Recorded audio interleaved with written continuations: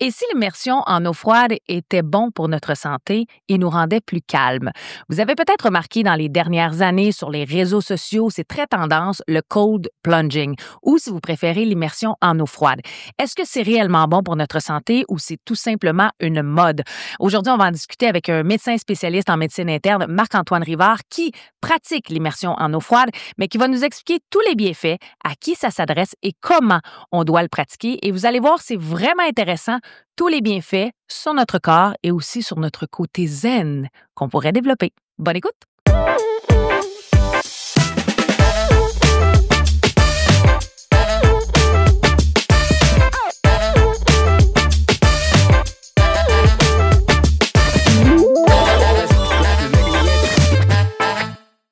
Améliorer sa santé en quelques secondes, voire quelques minutes, c'est ce que les bains froids feraient sur le corps.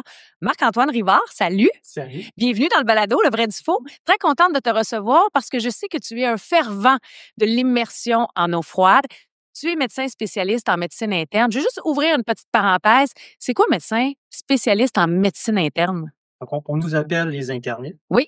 On est les spécialistes un peu des cas compliqués. OK. Tous les patients qui ont plusieurs pathologies en même temps. Donc, un patient qui a une maladie coronarienne avec une maladie rénale, avec un diabète. OK. C'est souvent ce genre de patient-là qu'on réfère en médecine interne parce qu'il y a plein d'interactions dans ces trois ou en fait dans toutes les pathologies.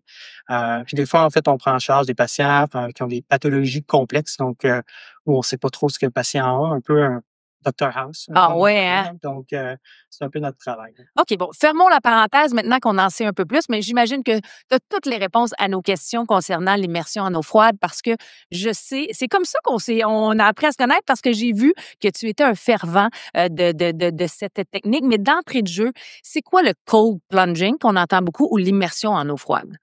En fait, c'est peu importe l'exposition à l'eau froide ou OK. au froid, en fait, parce qu'on peut rentrer la cryothérapie. Là, il y a de plus en plus de chambres de cryothérapie là, qui sortent un peu partout. C'est quoi la nuance? C'est quoi la différence entre les deux? C'est de l'air froid, la Ah, cryothérapie. OK. Et puis l'immersion en eau froide, ben, c'est avec de l'eau froide. Puis on parle souvent dans le bas de 15 degrés, donc de 60 degrés Fahrenheit. OK. Ça peut être dans une douche, ça peut être dans un bain, ça peut être dans une rivière, dans un lac, dans la mer. Donc, c'est juste le fait de s'exposer à de l'eau froide. Et puis, on peut dire que c'est une immersion complète quand on va jusqu'à la tête ou une immersion partielle quand on fait juste un membre, soit juste les jambes, soit juste les bras. OK, bon, il y a différentes techniques, mais avant d'entrer dans la technicalité de la chose, justement, la température de l'eau, puis on peut le faire chez nous ou encore, écoute, au Costco, j'ai vu de bains froids, là, mais est-ce que c'est une tendance ou ça existe depuis plusieurs années? Je dis une tendance parce qu'on le voit de plus en plus. Tu sais, j'ai évoqué le Costco, là, ne serait-ce que pour nommer celui-là, mais on en voit de plus en plus sur les réseaux sociaux. Ça existe depuis longtemps, cette tendance-là? Ah oui, c'est millénaire, en fait. Ah oui? Les Égyptiens, les Romains, les Grecs utilisaient ça. Et puis en Scandinavie, il y a une grosse histoire là, d'alternance entre le chaud et le froid.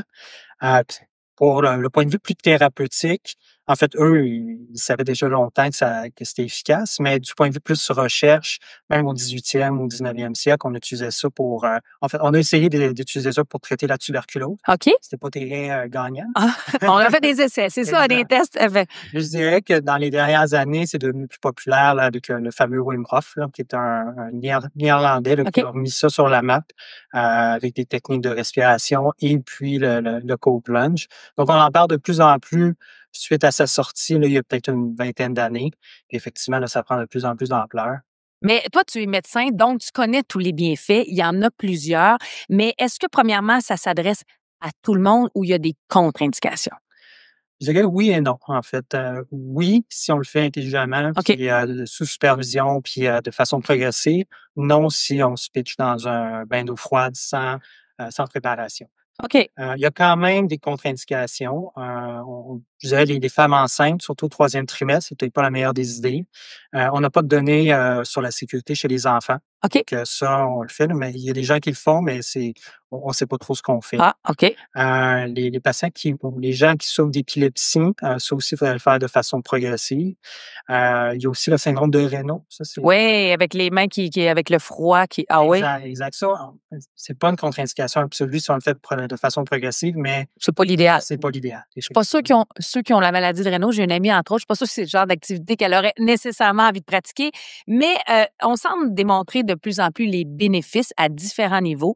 J'aimerais qu'on commence avec les bénéfices immédiats, c'est-à-dire au niveau de la fréquence cardiaque, de la respiration. C'est quoi les bénéfices?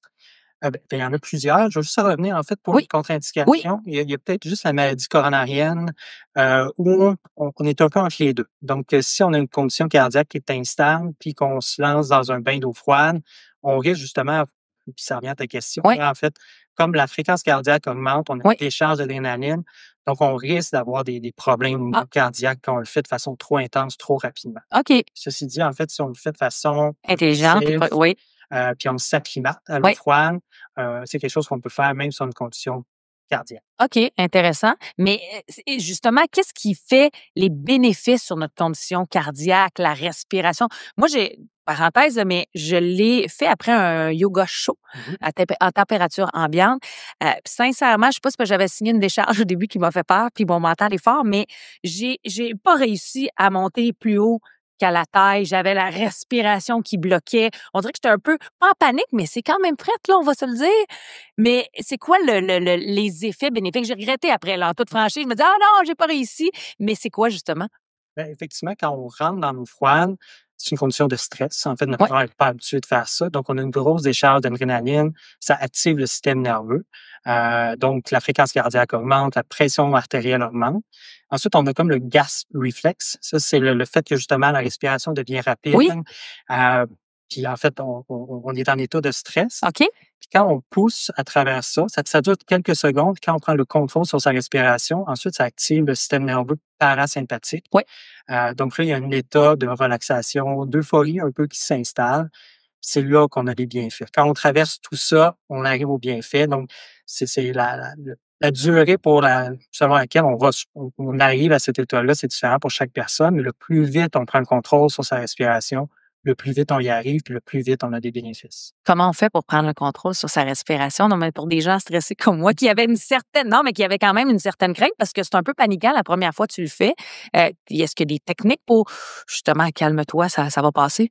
Ben, oui, en fait, il faut, inspirer par le nez, OK, puis avoir des longues expirations. On OK. peut même, essayer de faire un hum, donc OK. ouais, ça ground un peu, puis ça excite le nerf vagal qui est lié avec le parasympathique, donc Ouais. ça contribue à la relaxation. On laisse notre orgueil de côté, j'imagine, quand il y a du monde autour de nous. Ah! Des C'est une fois, blague. quand on accompagne les gens qui font un bain d'eau froide, Oui, on les coach, donc on oui. leur dit comment respirer, puis quand ils expirent, on dit de pousser sur la main avec leur souffle finalement. Ah, OK. Donc ça concentre les gens. Les gens se Oui, concentrent sur leur respiration, puis ils en oublient un petit peu qu'ils sont dans l'eau froide. OK. Parce que le bénéfice de l'eau froide, Oui, on appelle ça un stress, hormétique, en fait.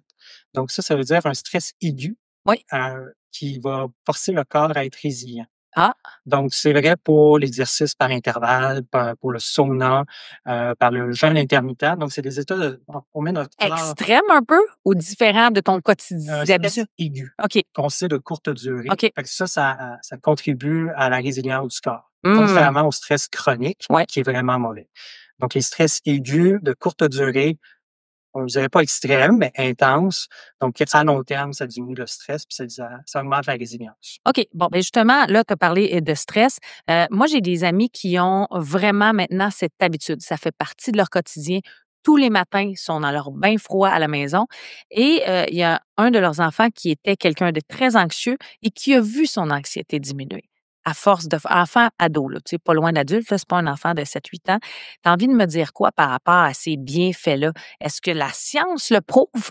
Oui, en fait, il y a eu des études, chez des patients qui, souffrent d'anxiété et de dépression, qui effectivement ça améliore l'humeur. Ah On a ouais? fait aussi des études, chez des étudiants d'université qui allaient OK. se baigner dans la mer, mais sans nager pour faire la différence entre la nage et l'immersion en eau froide. Puis il y avait des meilleurs scores sur, les scores d'humeur Ben finalement, voyons de façon donc. significative. Puis qu'est-ce qui explique ça, là, chimiquement parlant? Je sais que tu me Ben, l'expliques un peu depuis le début, mais pour le commun des mortels, là. il y a une relâche d'endorphine, un relâche de sérotonine, d'adrénaline puis de dopamine, donc des neurotransmetteurs qui contribuent au bien-être. Wow. La dopamine, en fait, c'est l'hormone du plaisir. Mhm. On l'a quand on regarde des vidéos de chats sur internet. Ah oui? On l'a quand on joue en ligne puis comme ça, mais ça, c'est des pics de dopamine qui durent pas longtemps. Puis souvent, quand une fois le pic est passé, on descend en bas de notre niveau de base. OK. Donc, il faut refaire l'activité rapidement pour retrouver la dopamine. Donc, ce qui fait qu'on devient accro à ces activités-là. OK. Tandis qu'il y a d'autres activités comme le cold plunge où l'augmentation de dopamine est un petit peu plus lente, mais elle reste dans le temps, elle reste Ah, plusieurs heures.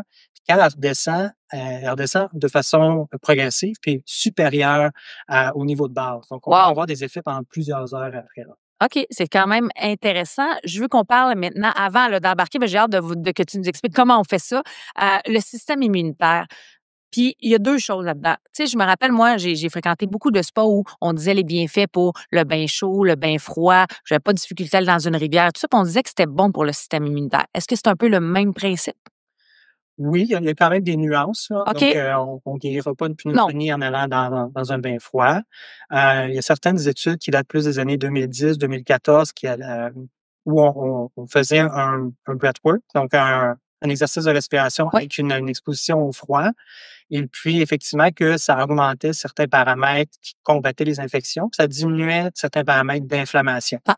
Donc, au niveau physiologique, on a des preuves, mais au niveau clinique, c'est-à-dire est-ce qu'on prévient vraiment les infections, c'est plus ou C'est moins pas encore. clair. OK. Mais il y a certains patients qui ont entré en rémission ou qui ont diminué leurs symptômes de maladies inflammatoires chroniques, Mmh. comme la spondylarthrite ankylosante, là. Ah ouais, hein? Donc, pour la circulation sanguine, il y a quelque chose de bon ou de bénéfique aussi. Oui, absolument, absolument. C'est comme un yoga pour les artères. Donc, Ah ouais? quand on entre dans le bain froid, il y a une vasoconstriction, donc Oui. les artères se clampent, surtout au niveau des membres supérieurs, des membres inférieurs, pour ramener le sang vers les organes nobles, vers tout ce qui est important. Et puis quand on va sortir du bain froid, on va avoir une vasodilatation, donc les vaisseaux vont se rouvrir. Donc c'est cet exercice-là de clampage puis de déclampage qui maintient nos artères souples, finalement. À t'écouter, c'est sûr qu'on a tous envie en ce moment de sauter dans un bain de glace. Mais là, on va entrer justement dans le comment, du pourquoi, qu'est-ce qu'on fait. Euh, Propriétaire, tu le portes sur ton chandail. Là, ceux qui l'écoutent en audio ne le voient pas, mais Recess, je veux qu'on en parle. C'est bien ça, Recess? Oui, oui, C'est un centre que vous allez ouvrir à Montréal. Qu'est-ce que c'est exactement? C'est un centre où on pourra pratiquer l'immersion en eau froide? absolument. Uniquement ça? Non, non, non. OK. En fait, c'est une station thermale sociale. Oh, En fait, j'aime ça. on va avoir un gros sauna, le plus gros de Ouais. Montréal, d'environ 55 personnes, Wow. avec un bain d'eau froide OK. et puis avec un espace de détente, un espace lunch. Mhm. Donc, le concept, c'est qu'effectivement, il va y avoir des sessions guidées. Donc, Oui. on est avec un guide dans le sauna et puis dans le bain froid, et aussi dans l'espace lounge. Ça dure 1 heure et quart.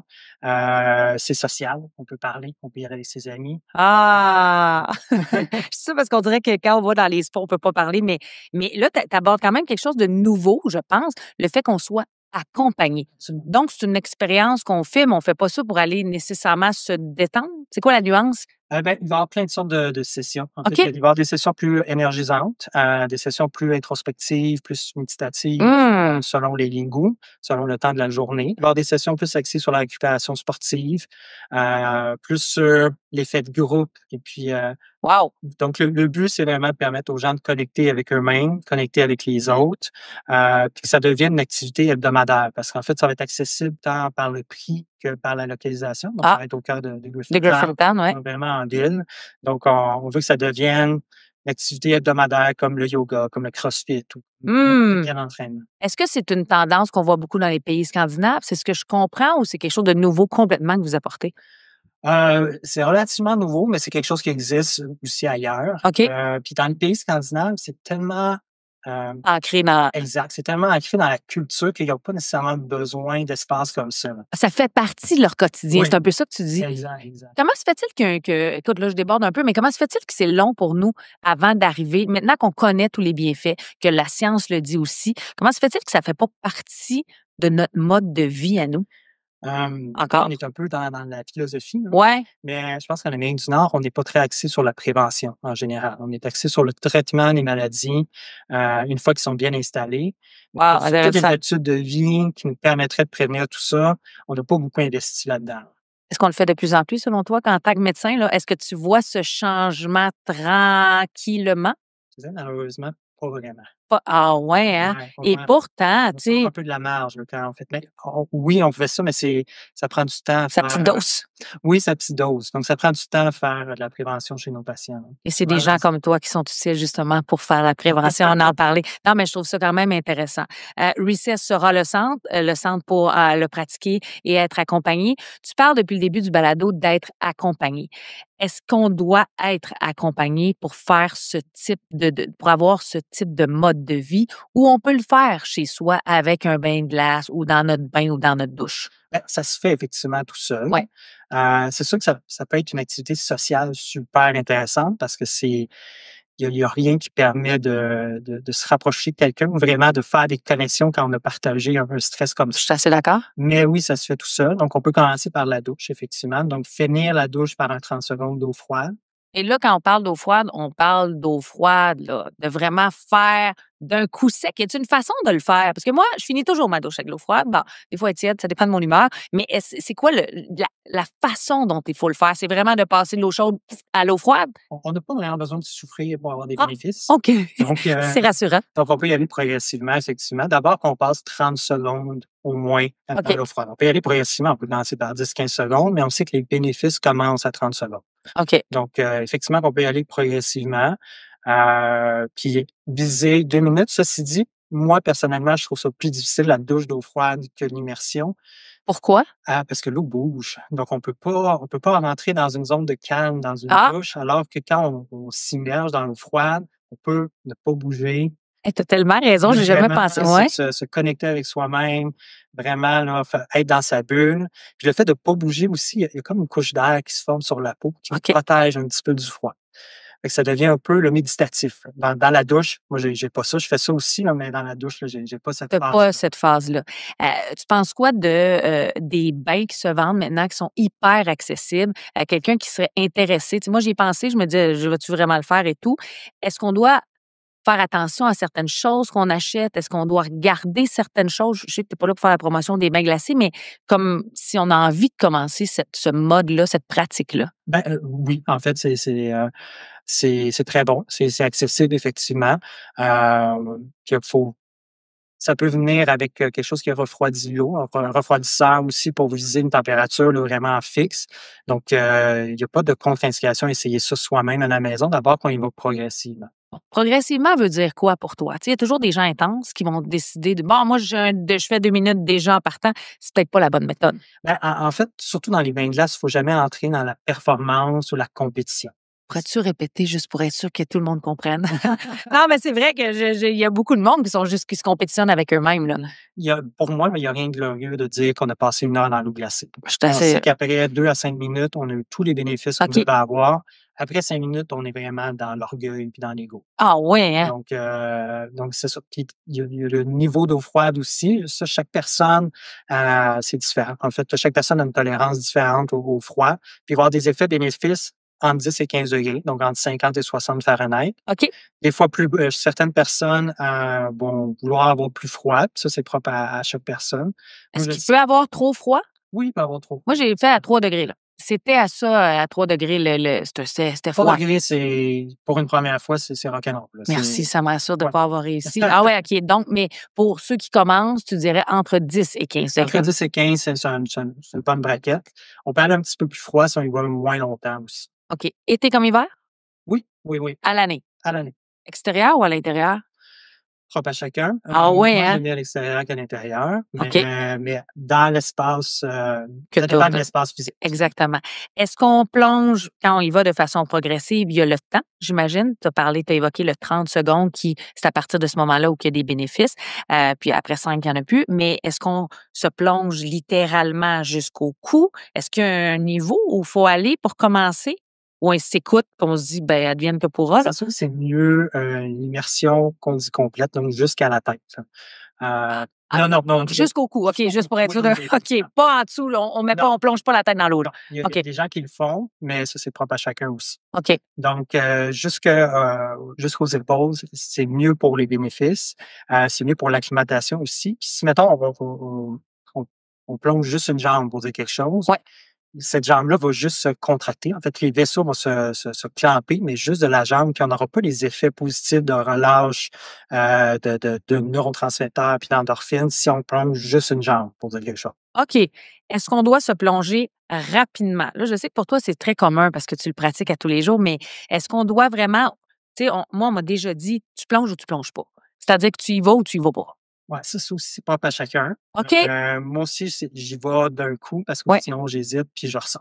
Donc, OK. une fois que je suis rentré puis que j'ai eu mon premier 5-10 secondes là, où j'ai repris le contrôle de ma Ouais. respiration puis tout ça, ben, je suis bien à ce moment-là. Mais si, je gosse un peu le pied Oh, ouais. tranquillement, mais finalement, je n'irai pas, là. Donc, OK. ouais, fait que pour moi, c'est mieux d'y aller All in. all in. All in, disons les vraies choses. Pour que ce soit réellement bénéfique, ça prend combien de temps avant là, tu vas me dire que c'est probablement propre à chacun, mais est-ce qu'on doit le faire chaque jour, à la même heure, idéalement le matin, non le soir? Est-ce qu'il y a des moments propices pour voir les bénéfices? Je fais un petit peu le parallèle avec la méditation. OK. Donc, dans un sens où la méditation, on sait que c'est bon pour Oui. tout le monde, mais c'est chaque personne qui établit un petit peu sa pratique. Tu sais. C'est chaque personne qui dit, OK, ben moi, c'est 15 minutes avant le travail ou 15 minutes le midi. Donc, on sait que la fréquence a un impact. Donc, Oui. c'est mieux de le faire fréquemment, moins longtemps. Donc, si vous faites une demi-heure le samedi, puis vous en faites plus pendant le reste du mois, Ça n'a pas d'effet, là. on va avoir des effets immédiats, mais il n'y aura pas d'effet à long terme. OK.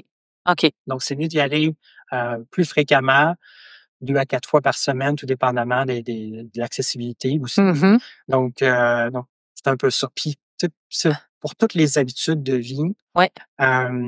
qu'on commence à inclure là, Ouais. dans notre routine, on peut voir comment on se sent pendant l'activité, 15 minutes après, 1 heure après Ah. et 4 heures après, puis comment on dort cette nuit-là. Si tout Ah ça ouais? s'aligne, puis tout ça est positif, bien, on fait la bonne chose. Si, mettons, j'ai fait tout ça, puis finalement, je dors vraiment pas bien cette nuit-là, ben c'est peut-être pas la formule parfaite, là. Faut changer un petit quelque chose. Mais il faut changer au niveau du temps passé dans l'eau froide. Faut vraiment faire des tests, Faut vraiment faire essais-erreurs. des tests, Ah effectivement. ouais, Parce que donc, dans les études ouais. qu'on a, c'est tous des protocoles différents. Donc, la durée est différente, la température de l'eau est différente, l'immersion est différente. Donc, c'est difficile de faire une généralité puis une recette qui va faire pour tout le monde. Donc, il faut vraiment faire son expérience. En terminant, qu'est-ce que tu as envie de dire aux gens qui nous écoutent, qui disent: Hey, moi, ça me tente de commencer? Puis au niveau de la prévention aussi, je vais profiter de ce que tu m'as dit tantôt parce que je reviens un peu là-dessus. On ne fait pas assez de prévention. Qu'est-ce que tu as envie de nous dire par rapport à l'immersion en eau froide, la prévention pour la santé, puis si on a envie de se lancer? C'est beaucoup de choses en même temps, là, mais Ben, si je prends mon expérience personnelle, ouais. moi, j'ai eu beaucoup d'effets au niveau psychologique, au niveau du stress, au niveau de la présence, en fait, Ah, dans on a des jobs un peu fonctionnels, oui, des jobs stressantes. oui. Donc moi, le bain en eau froide, ça m'a aidé à être très présent pendant 2 minutes dans ma journée. Tu as pas le choix d'être ailleurs, tu peux pas passer à ta liste d'épicerie, tu peux pas passer à rien d'autre quand tu es dans l'eau froide. Donc, c'est comme une dose de présence. OK. Donc, ça, je le recommande à tout le monde pour vraiment sentir ça. Mmh, C'est rare dans une journée qu'on s'arrête. Puis, tellement. donc ça, c'est positif. Pour ce qui est de la prévention, il y a une certaine prévention cardiovasculaire, ça, on en a parlé, perte de poids, diabète. Donc, Perte de poids en eau froide? ouais, ça augmente le métabolisme. Eh! Ouais, on a des études on divague un peu, là, c'est un peu plus complexe. Non, non, mais je comprends, mais ouais, sans trop entrer, puis j'imagine que c'est pas un régime non plus, là. Tu perds pas du poids parce que tu vas dans l'eau, mais il y a quand même cet aspect-là avec tout le mode de vie qui vient avec. Ça peut augmenter la sensibilité à l'insuline, donc diminuer les risques de diabète à long terme. Oh! Donc, tout ça, ça s'inclut un peu dans un mode de vie actif, donc le sport, L'alimentation. l'alimentation, puis le court-plonge, mais c'est complémentaire à tout ça. Ben, Marc-Antoine Rivard, merci beaucoup pour nous avoir démystifié l'immersion en eau froide. Je pense que si on veut être bien guidé, Recess qui va ouvrir en septembre prochain Exact. à Griffintown. Merci beaucoup. Merci beaucoup de ta présence. Merci. C'était vraiment intéressant. Merci tout le monde d'avoir été là. Si vous voulez plus d'informations sur Recess, je vais mettre évidemment toutes les informations. Et ben, on se dit à bientôt.